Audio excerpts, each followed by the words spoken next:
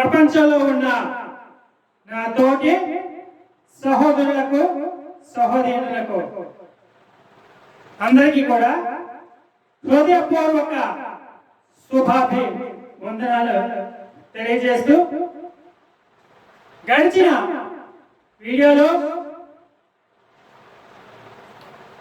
దేవుని నామం గురించి తెలుసుకున్నారు. ఓకే, ఇప్పుడు దేవుని ప్రసాదం అంటే ఏంటో తెలుసుకున్నాం.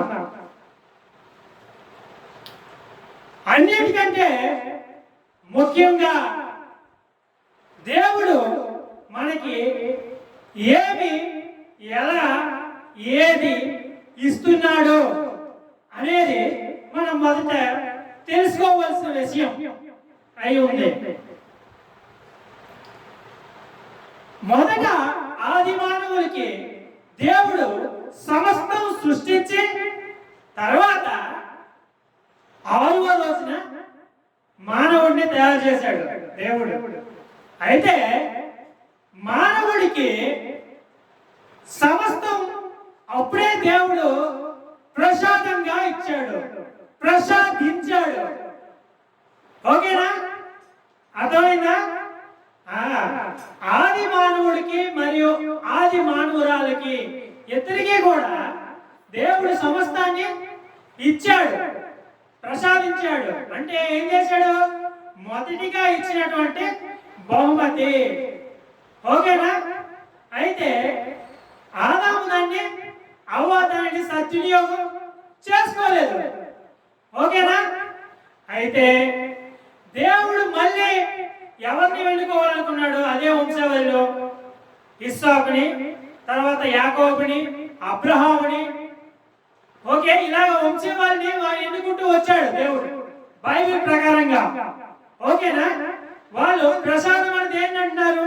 పాత నిబంధన ప్రకారంగా చూసుకుంటే పాత నిబంధనలో బలులు అర్పణలు చేసిన తర్వాత మిగిలినటువంటి ఆహారాన్ని దాన్ని యాజకులు ఏమి తినాలి, అలాగే ప్రజలు ఏమి తినాలి, అలాగే పద్ధతి ప్రకారంగా ధర్మశాస్త్రంలో రాయబడి దాని ప్రకారంగా ఏం చేయాలి?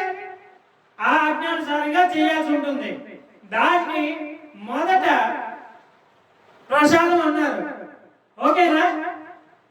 అయితే కొత్త నిబంధన వచ్చేసరికి యేసుక్రీస్తు ప్రభు ఏమన్నారు? అప్పుడు పూర్వకాలంలో యూదులకి, అంటే ఆ వంశావళిలో కనాను బయలుదేరినటువంటి ప్రజలకి దేవుడు ఏం కురిపించాడు? మన్నాను కురిపించాడు. కురిపించినప్పుడు వారికి సమృద్ధిగానే అన్ని లభించాయి. ఓకేనా? అలాగే పూరేడి పెట్టెలకు సైతం వారికి మాంసాహారంగా ఇచ్చాడు దేవుడు. ఇవన్నీ అద్భుత కార్యాలు బైబిల్లో ఉన్నాయి, పాత నిబంధనలో చూడొచ్చు. అయితే దేవుడు ఆ విధంగా వాళ్ళకి సంతృప్తిని ఇస్తూ నడిపిస్తూ 4 దినాలు కనానికి నడిపించాడు. ఓకేనా? అయితే యేసు ప్రభు ఏం చెప్తున్నాడంటే, ఆయన కనాను వెళ్ళినటువంటి ప్రజలు ఏ మన్నానైతే తిని భుజించి బ్రతికారో వారు చనిపోయారు, కానీ నేనిచ్చి ఆహారం తినివాడు ఎప్పటికీ మృతి చెందడు, మరణం అనేది అతనికి ఉండనేరదు అన్నాడు. ఓకేనా? కానీ ఇదే దానికంటే ఆశ్చర్యంగా ఉందా లేదా? ఉందా?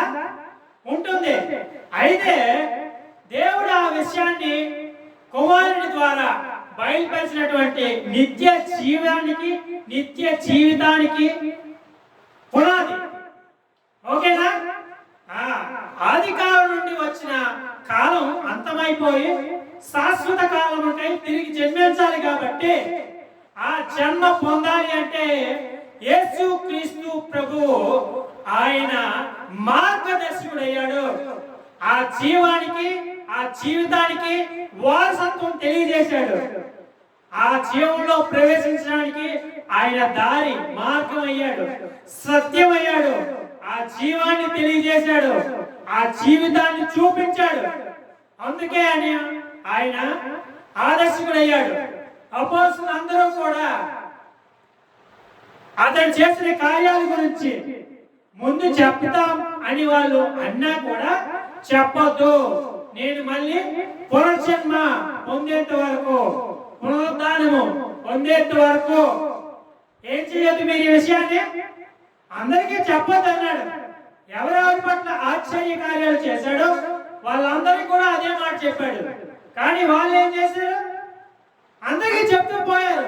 వాళ్ళు ఎంతవరకు అయితే వాళ్ళ పరిచయం, వాళ్ళ యొక్క ప్రయాణం, వాళ్ళ యొక్క జీవితం ఉందో ఆ సాక్ష్యం తెలిసి అతను ఏ స్థితిలో ఉన్నారో వాళ్ళు అంతకు ముందు ఆ స్థితిని వాళ్ళు ఎరిగి, నీకు ఎలా వచ్చింది ఈ స్థితి, ఎవరిచ్చారు, ఏ డాక్టర్ నీకు వైద్యం చేశారు, ఎవరా వ్యక్తి అనగానే యేసుక్రీస్తు గురించి వాళ్ళు చెప్పుకుంటా వాళ్ళని వ్యక్తి మాత్రం బాగు చేశాడని వాళ్ళు ప్రకటిస్తూ పోయారు. ఓకేనా? అయితే శిలువ మరణం తర్వాత పునర్జీవితాన్ని దేవుడు చూపించి అపోస్తలులకి ఏం చేశాడు? వాగ్దానాన్ని ఇచ్చాడు. పరిశుద్ధాత్మ వచ్చినప్పుడు అంటే తండ్రి వచ్చేటప్పుడు మిమ్మల్ని ఏం చేస్తాడు? సర్వసత్యంలోకి నడిపిస్తాడు. మీరేం చేయాలి? సత్యమందు ప్రతిష్ఠ ఉండండి, సత్యాన్ని కలిగి ఉండండి అని తెలియజేశాడు. ఇక సర్వసత్యంలో ప్రవేశించాలంటే పరమాత్ముడే, ఆ అభిషక్తుడే రావాలి. వచ్చి ఏం చేయాలి? అపోస్తలుల్ని స్థిరపరచాలి, వాళ్ళ యొక్క స్థిరత్వాన్ని కాపాడాలి. దేవుడు మళ్ళీ అలా రాకపోతే అపోస్తలులు స్థిరపడేవారా? ఏ కార్యానికైనా వెనకాడేవారా? లేదా కదా. అందుకే అప్పటి వరకు అపోస్తలులను ఏం చేయమన్నాడు? మీ అందరూ చెదిరిపోయి ఎటు పడితే వాటి వెళ్ళొద్దు, మీరేం చేయండి? తండ్రి ఇచ్చినటువంటి వాగ్దానం ఆత్మ కొరకు మీరు కనిపెట్టండి, ఒక దగ్గర ఉండి ఆయన్ని ఉపవాసంతో ఆరాధన చేయండి. అప్పుడు పరిశుద్ధాత్ముడైన తండ్రి వచ్చినప్పుడు మీరు శక్తి పొందుతారు. అప్పుడు యోదయ, గలిలయ మరియు సమస్త దేశములంతటా మీరు నాకు సాక్షులై ఉందురు అని అపోస్తలులకు చెప్పినటువంటి మాట యేసుక్రీస్తు ప్రభువు. అయితే నిత్య జీవితంలోనికి దేవుడు ప్రవేశాన్ని ఈ లోకంలో నిరూపించాడు. ఆ సాక్ష్యం అన్ని జనులకు తెలియదు. ఓకేనా? ఆయనకు కూడా తెలియదు. అది కేవలం క్రీస్తు ద్వారా మాత్రమే బయలుపరచబడింది. ఈ లోకంలోకి ఆ వెలుగు రావడం అన్నా, అతడు రావడం అన్నా, అతడు జన్మించడం అన్నా, అతడు నిరూపించడం అన్నా, అతని సాక్ష్యాన్ని మనకివ్వడం అన్నా ఒకటే. ఇవన్నీ పర్యాయ పదాలు.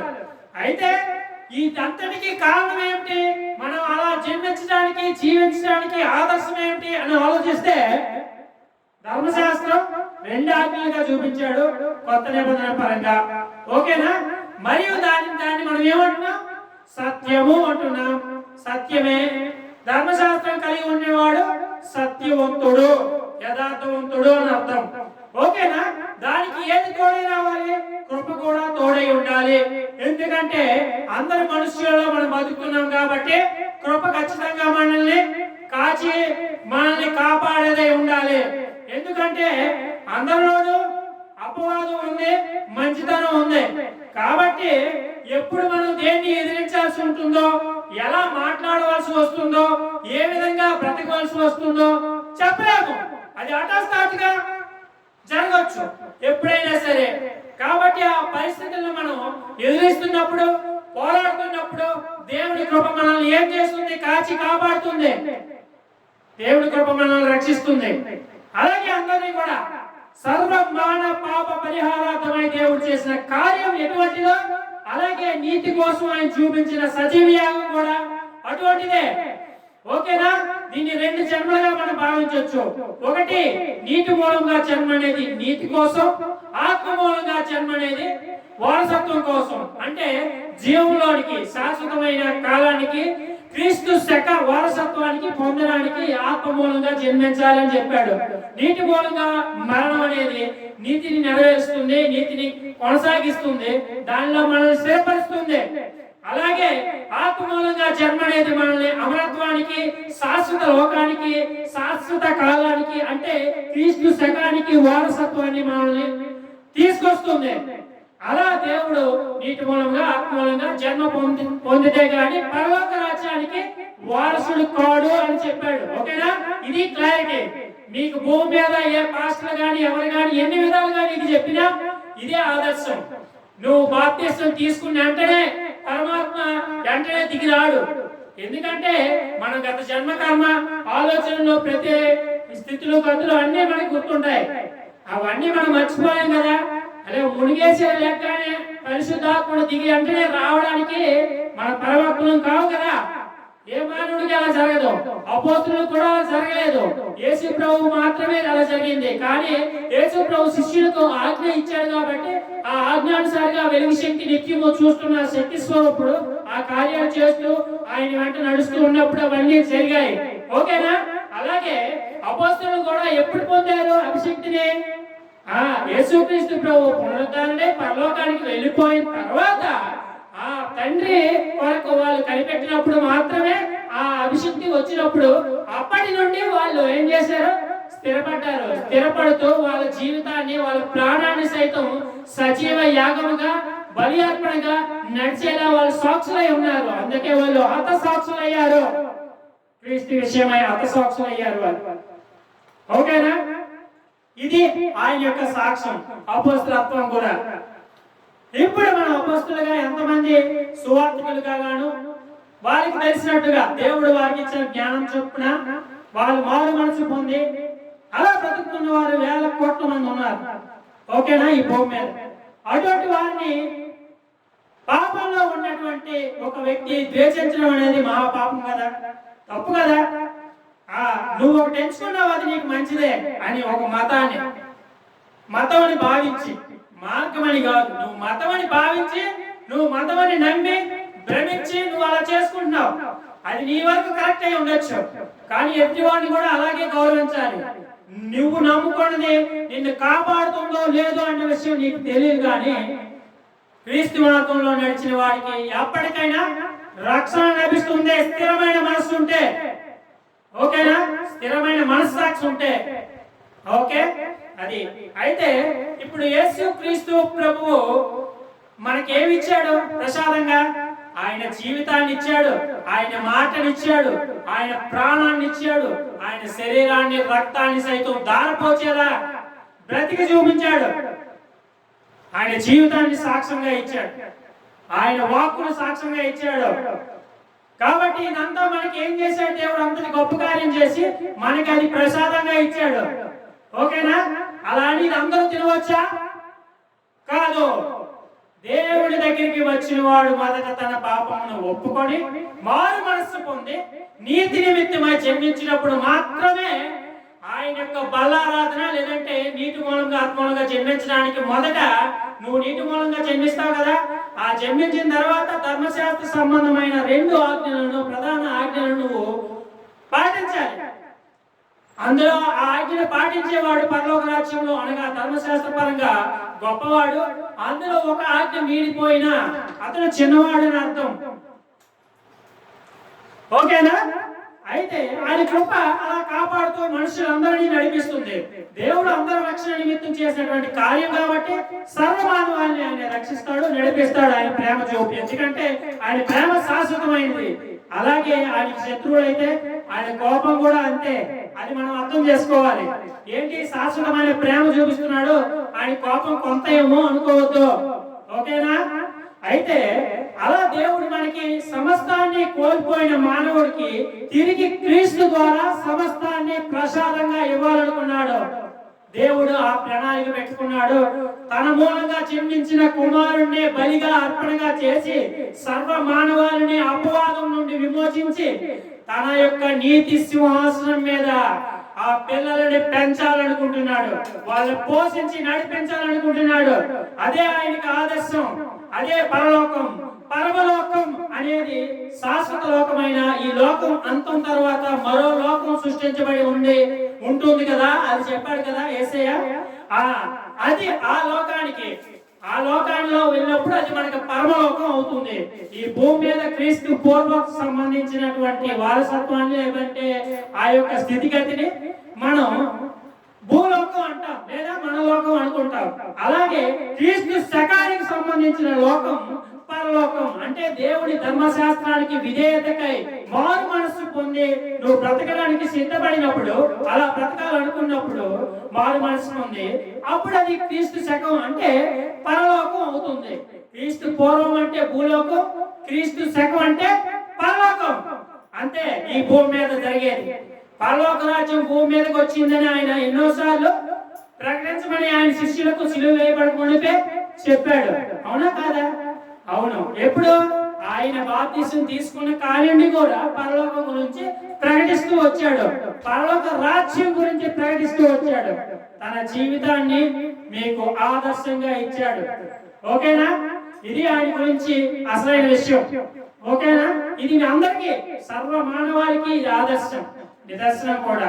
ఎవరైనా చెప్పుకొని ఏ విధంగా ఉండని, ఏ ధర్మం అని, ఏ పత్రికలను కానీ, ఏ పుస్తకాలను కానీ, ఏ శాస్త్రాలను కానీ, ఏ వేదాలను కానీ, ఏ ఉపనిషత్తులు కానీ ఏవి పాటించినప్పటికీ, ఏవి దర్శనంగా నువ్వు తీసుకున్నప్పటికీ ఆదర్శవంతుడు మరియు అమరుడు అయినటువంటి శాశ్వత జీవాధిపతి కుమారుడైన యేసుక్రీస్తు ప్రభువుని ఆరాధించాలి. అలాగే తండ్రిని కూడా ఆయనతో కనపరచాలి.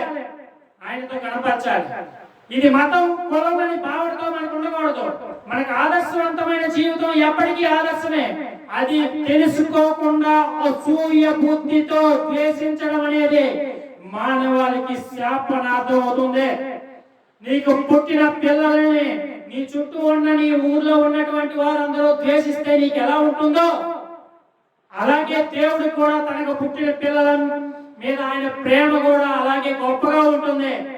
వాళ్ళ శత్రువుల పట్ల కూడా ఆయనకు కోపం అధిక ఉగ్రత మీ మీదకి వస్తుంది, అటువంటి వారి మీదకి వస్తుంది.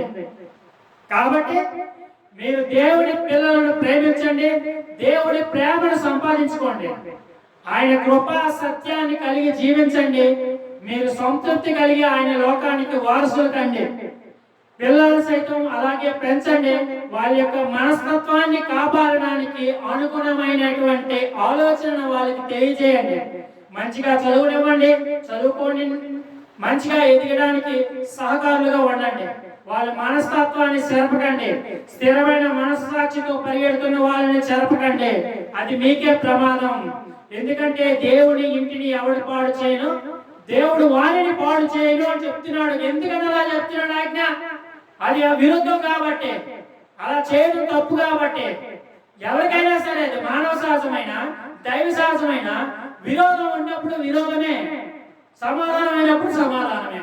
కాబట్టి మీరు ప్రేమ కావాలా శత్రుత్వం కావాలా అనేది మీరే నిర్ణయించుకొని బ్రతికి చూపించుకోండి. ఓకేనా? నా తండ్రి చెబుతూ ఓకే, నా జీవితంలో ఆ ప్రమాణం నెరవేరిపోయింది. అందుకు అనంత సృష్టి సాక్ష్యంగా ఉంది. నా గురించి నేను చెప్పట్లేదు సుమా, మీ గురించే చెప్తున్నాను. మీరు బాగుండాలని, మీ ఆత్మ మూలంగా ప్రతిఫలానికి, వారసత్వానికి, మంచితనాన్ని సంపాదించుకోవాలని, మీ ఆరోగ్యాన్ని కాపాడుకోవాలని, మీ మనస్తత్వాన్ని తెలుసుకొని దాన్ని ఎలా సద్వినియోగంగా మార్చుకోవాలో ఆలోచన తెలియజేసి మిమ్మల్ని బాగు చేయాలని, మీ ప్రాణాన్ని కాపాడాలని, మీ జీవితాలు బాగుండాలని చెప్తున్న విషయాలు. ఏ కుల మత విధిభేదాలు మనకు వద్దు, నేను పదే చెప్తున్నాను. కాబట్టి మీ మంచితనాన్ని కాపాడుకోండి, దేవుడిని తెలుసుకొని ఆయనకు విధేయులుగా ఇప్పటి నుంచి మొదలెట్టండి, మారు మనసు పొందండి, మీ జీవితాన్ని సార్థకం చేసుకోండి. ఓకేనా? ఎవరు ఏ ధర్మానికైనా వాళ్ళ యొక్క జీవనాధారం కోసం వాళ్ళు స్థిరపడడానికి ప్రయాస పడొచ్చు. ఎందుకంటే వాళ్ళు దాన్ని మించి ఏం చేయలేము, మేము ఇందులోనే స్థిరపడాలి అని మేము బ్రతుకుతున్నాము. వాళ్ళు వీళ్ళు మారిపోతే అది మారిపోతే అనేది ఎప్పుడో దేవుడి మీద ఆధారపడేవాడు దేవుడి మీద ఆధారపడాలి.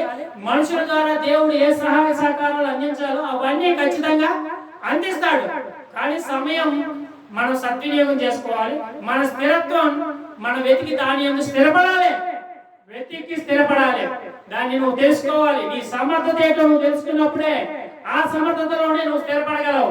ఇంకే సమర్థత కోసం వెతికినా, ఇంకే సామర్థ్యం కోసం నువ్వు వెతికినా అందులో నువ్వు స్థిరపడలేవు. నీ సామర్థ్యం తెలుసుకో. నీలో ఉన్న సామర్థ్యాన్ని వెతికి చూడు. నీ జ్ఞాపక శక్తిని చూడు, నీ అనుభవాన్ని చూడు, నీ మనస్తత్వాన్ని చూడు. దానిలో అన్నింటినీ ఏది ఏమైందో గ్రహించు. ఏ మాట, ఏ మనస్తత్వాన్ని ఎలా కాపాడుకోవాలో గ్రహించు. ఓకేనా? ఇవన్నీ పద్ధతిగా ఒకటి తర్వాత ఒకటి పరీక్షించుకో. తొందరపడవద్దు, కానీ ఆలోచించి నిర్ణయం తీసుకో. ఇది చాలా ముఖ్యమైన విషయాలు. ఓకేనా? అలాగే ఇప్పుడు ప్రసాదం విషయంకి వచ్చేసరికి ఇప్పుడు పాత నిబంధన పరంగా దేని ప్రసాదం అంటారు, కొత్త నిబంధన పరంగా దేని ప్రసాదం అంటారు అనే విషయం మీకు అర్థమైంది. కాబట్టి ప్రసాదం అంటే నిష్ఠలో ఉన్నవారు మాత్రమే తీసుకునేది ప్రసాదం, అందరూ తీసుకునేది ప్రసాదం కాదు. ఓకేనా? సత్యమునందు ఉన్నవారు, సత్యవంతులుగా బ్రతికే వాళ్ళు మాత్రమే ప్రసాదం తీసుకుంటే అది వాళ్ళకి నిష్ఠగా ఉంటుంది, అది వాళ్ళకి పవిత్రంగా ఉంటుంది. అంతేగాని అందరికీ ప్రసాదం అని చెప్పేసి పంచింది ప్రసాదం కాదు. అది ఒక తీపి కబురు లాంటిదే. అర్థమైందా? మనుషులు ఏ పరంగా చేసినా సరే.